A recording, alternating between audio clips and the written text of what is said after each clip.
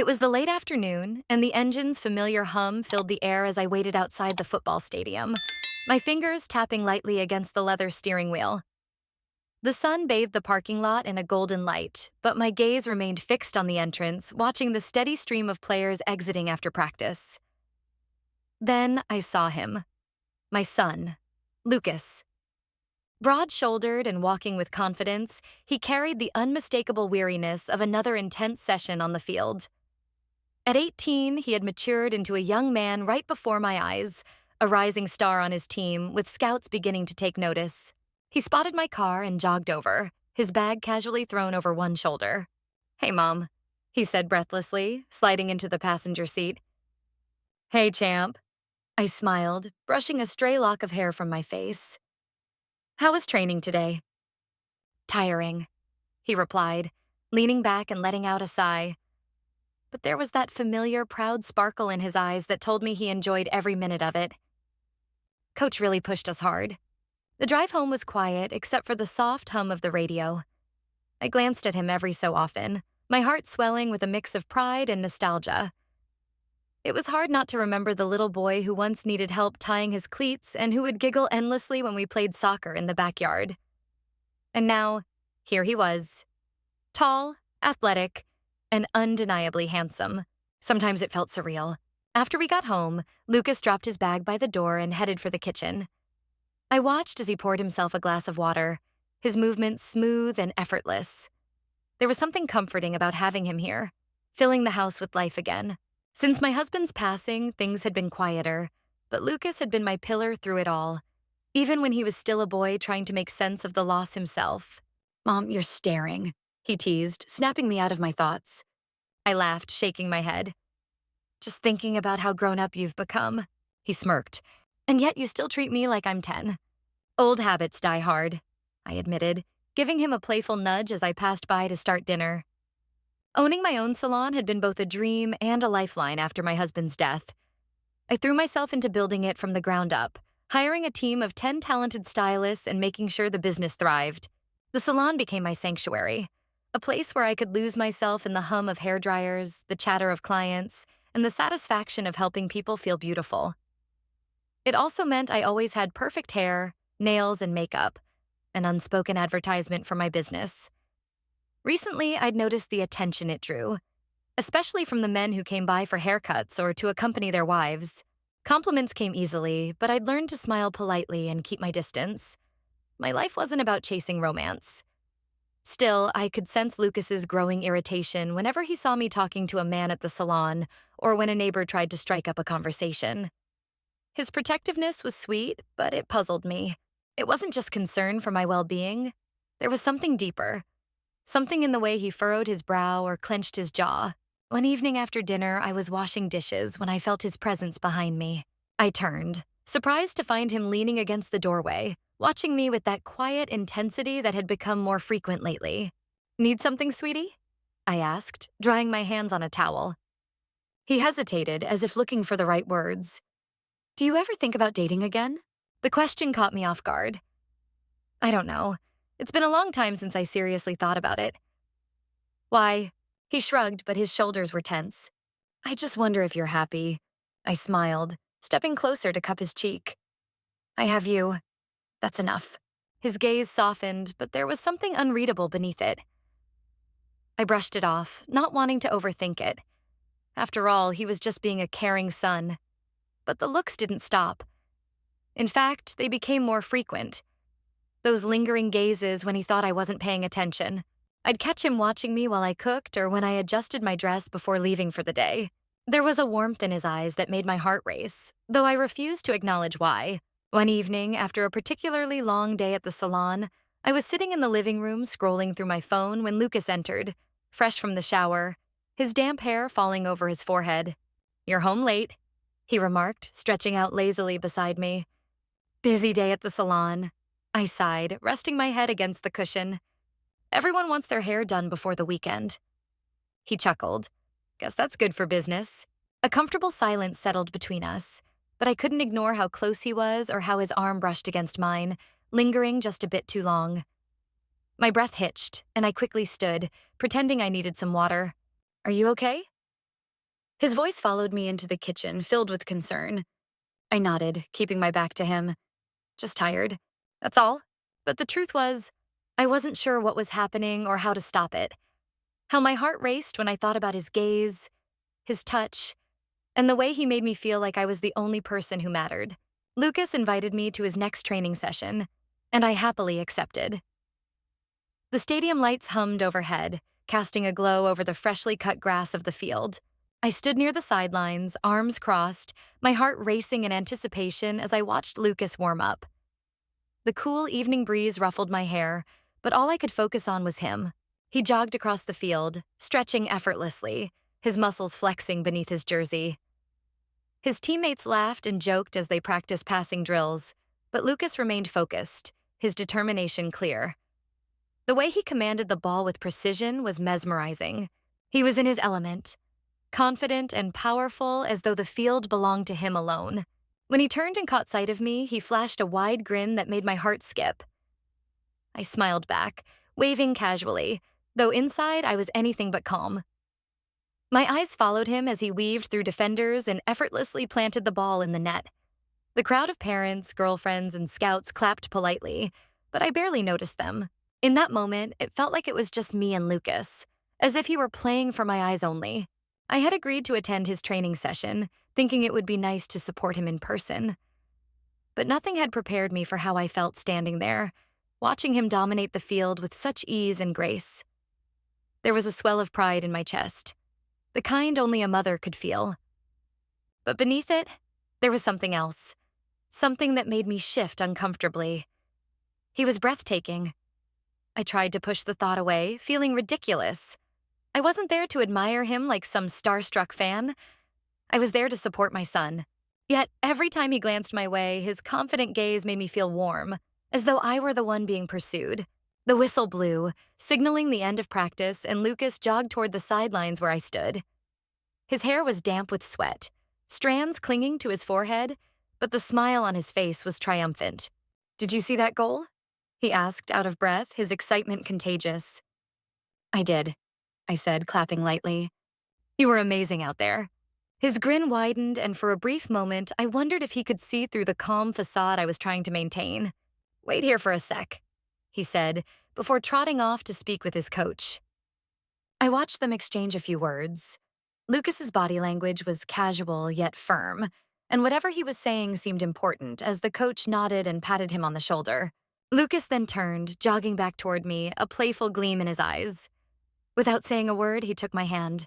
I froze for half a second, stunned by the sudden contact, but then let him guide me across the field.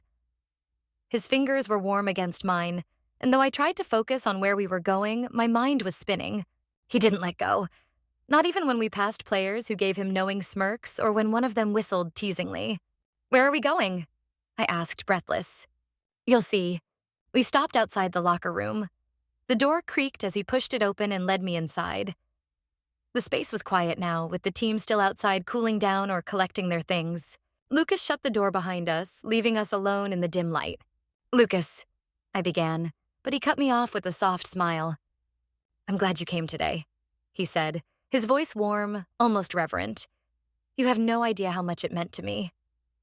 "I'm glad I did too," I replied, my heart pounding. "You were incredible."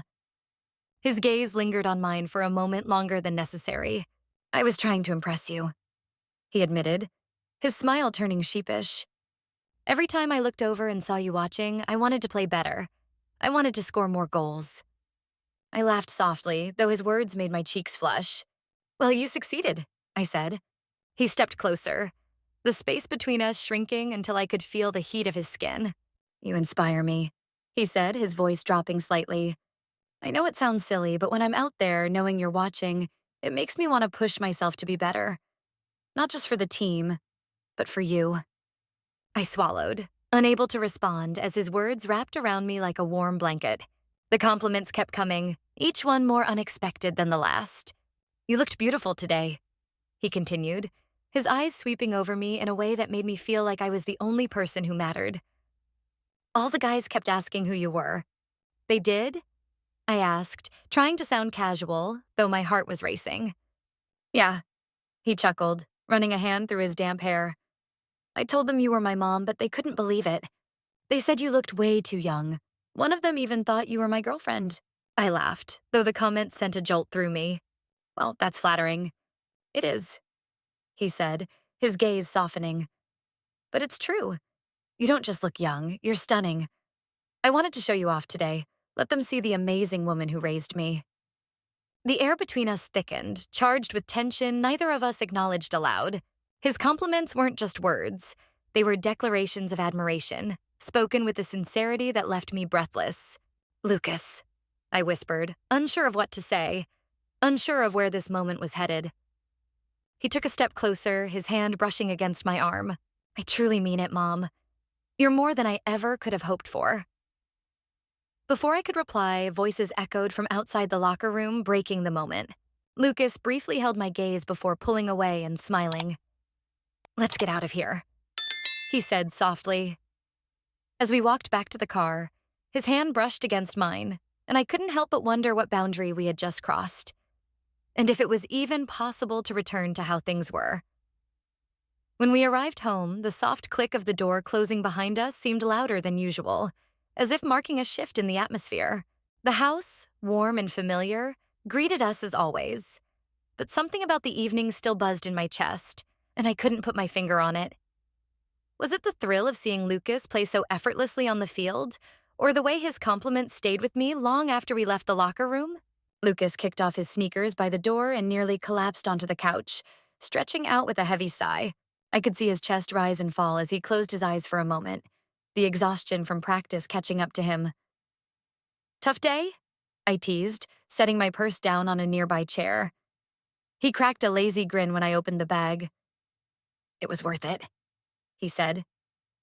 I chuckled and walked toward the kitchen, calling over my shoulder. What do you want to eat? Anything you make is good, he replied, his voice muffled by the couch cushion. I rolled my eyes affectionately. You're not picky at all, are you? I asked. Not when it's you cooking, he answered, and I felt a warmth spread through my chest at the simplicity of his words. But I pushed the feeling aside and focused on the task at hand in the kitchen. As I gathered the ingredients, I could feel his eyes on me from where he lay, though I tried to focus on my cooking. Chopping vegetables, sautéing onions, seasoning the chicken.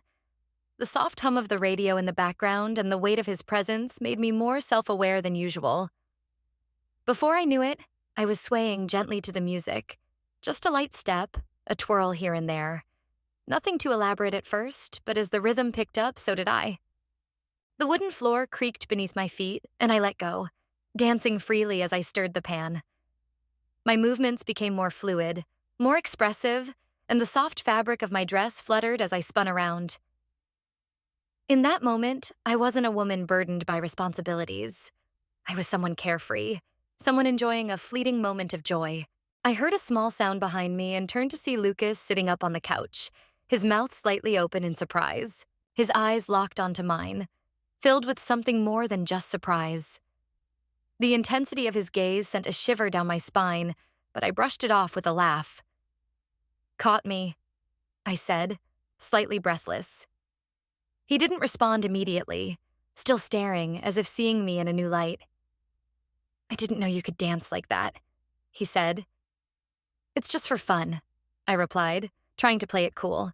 The kitchen's the perfect stage, you know. He leaned back against the couch, his gaze never leaving me. You looked amazing, he said.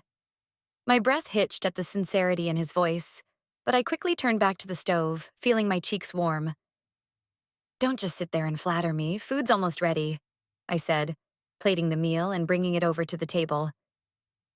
But Lucas didn't move. He stayed on the couch, watching me set everything down, his gaze following me with an unspoken thought hanging between us. I sat across from him, trying to distract myself with bites of chicken and talking about his practice, but my mind kept returning to the way he had looked at me. Once we finished eating, Lucas stretched his arms overhead and let out a satisfied groan as he sank back into the cushions. You should be in bed, I teased, gathering the dishes. You've had a long day. Maybe, he mumbled, his eyes fluttering shut for a moment. But the couch is fine for now. I finished tidying up the kitchen before walking back to where he lay. His head was tilted to the side, his hair slightly messy, and his body sprawled in complete relaxation. He looked peaceful, but I knew from experience that his muscles were probably aching after such an intense practice. I hesitated before speaking. "Why don't you lie down on your stomach? I'll give you a massage to help loosen your muscles." Lucas opened his eyes, raising an eyebrow. "You don't have to do that." "I know," I said softly, "but I want to." Without further protest, he turned over, resting his head on his folded arms, his back stretched across the cushions. I sat beside him, placing my hands gently on his shoulders, feeling the tension knotted beneath my fingertips. I started slow, kneading the muscles just beneath his neck and working my way down. His skin was warm, the fabric of his shirt soft under my touch. Each press of my fingers seemed to ease him into relaxation, and a soft hum of approval escaped his lips. "Feels good," he murmured. His voice was thick with contentment. "Your shoulders are really tight," I noted, pressing my thumbs into the muscles along his shoulder blades. "Yeah," he exhaled. "You have magic hands, Mom." The way he said it, soft and sincere, made my heart flutter in a way it shouldn't have. I shook off the thought and continued working down his back, feeling the tension slowly melt away beneath my touch. His breathing slowed, his body growing heavier against the couch as he relaxed into the comfort of the moment. "Did I ever tell you how lucky I am to have you?" he asked, his voice barely above a whisper. I stilled for a moment before responding. "I'm the lucky one," I replied softly. "You've grown into an incredible man, Lucas." He turned his head slightly, glancing at me over his shoulder. "Because of you." The air between us thickened, as if the weight of his words carried more than what he had said. I finished the massage, my hands lingering on his back for a brief moment before I pulled away. "Get some rest," I said, standing up and smoothing my dress. "You've earned it." Lucas sat up slowly, his gaze still fixed on me. "Thanks for everything tonight." I nodded, offering a small smile before retreating to my room, my heart racing as I closed the door behind me. The memory of his gaze, his words, and the warmth of his skin beneath my hands played on a loop in my mind. Whatever line we had been walking, it was becoming harder to ignore. I had barely stepped into my bedroom, the soft click of the door behind me giving a moment of solitude, when I heard the gentle creak of the floorboards just outside. My heart raced as if it already knew who was there before the knock sounded. Soft, hesitant but deliberate. "Mom." His voice was low, tentative, yet it sent a wave of warmth through me, tinged with a nervous excitement I couldn't explain. I hesitated, my hand resting on the edge of the bed, debating whether to answer. But before I could gather my thoughts, the door opened slightly and Lucas peeked inside. His hair was still damp from his earlier shower, his eyes tired but filled with something new. Intensity. A need to say or do something he could no longer hold back. "Lucas," I whispered, my voice soft, betraying the flutter in my chest. "I just wanted to thank you again," he said, stepping fully into the room. The door clicked shut behind him and the air shifted, thick with unspoken tension. "For the massage, for coming to practice, for always being here." His words carried weight, pulling me in, and before I could respond, he crossed the room in a few long strides. I barely had time to process it before his arms wrapped around me, warm and firm, pulling me close in a way that felt different from any hug we had shared before. His body molded to mine, his hands pressing gently against my back, as if afraid to let go. For a moment, I froze, overwhelmed by the rush of emotions, the warmth of his embrace, the comfort of being held by someone who made the world feel less lonely. My hands instinctively found his back, resting there as I leaned into him. "Lucas," I breathed. But the rest of my words dissolved on my tongue when I felt him tighten his hold, his face buried against my shoulder. "You mean everything to me," he murmured, his words muffled but unmistakable. My breath hitched, my hands trembling slightly as I pulled back just enough to look at him. His gaze locked onto mine, searching, questioning, filled with vulnerability that made my heart ache. For a moment, neither of us moved. We were caught in that moment, suspended between what was familiar and what was new, what was safe and what was dangerous. I should have pulled away then, should have broken the spell weaving itself tighter around us, but when he leaned in and his lips brushed softly against mine, I didn't move. The kiss started hesitantly, as if he were testing the waters, waiting to see if I would pull back. But I didn't. The warmth of his mouth, the softness of his touch was intoxicating in a way that made me forget every reason this wasn't supposed to happen. My heart raced, a mixture of fear and longing coursing through me as the kiss deepened, his hands sliding up to cradle my face gently. I couldn't think, couldn't breathe.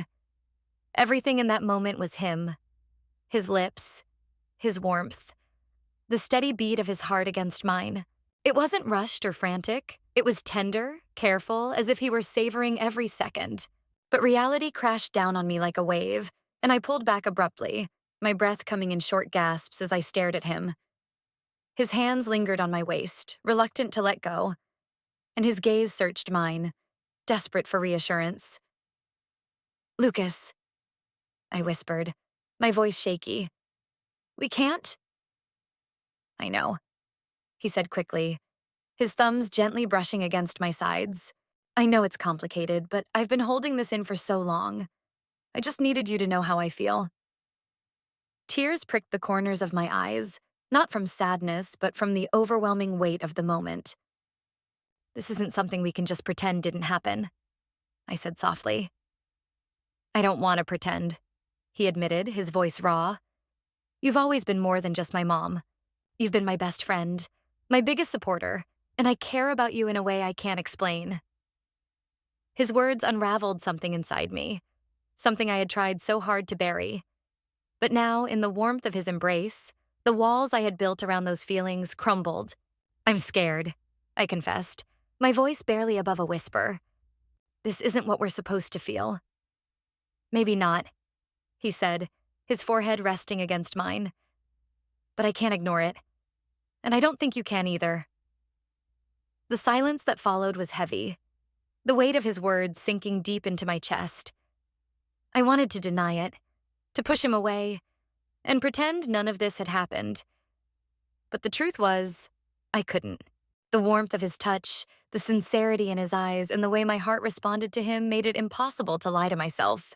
My fingers brushed against his arm, and he took that as an invitation, pulling me back into another embrace. This time, it wasn't just a hug. It was something more, something that bound us together in a way that felt both terrifying and inevitable. "I don't know where this will take us," I whispered against his chest. "Then we'll figure it out together," he said, his voice steady, as if the answer had been simple all along. We stayed like that for what felt like forever, wrapped in the warmth of each other as the night settled around us. There were no clear answers, no easy way forward, but in that moment, none of it mattered.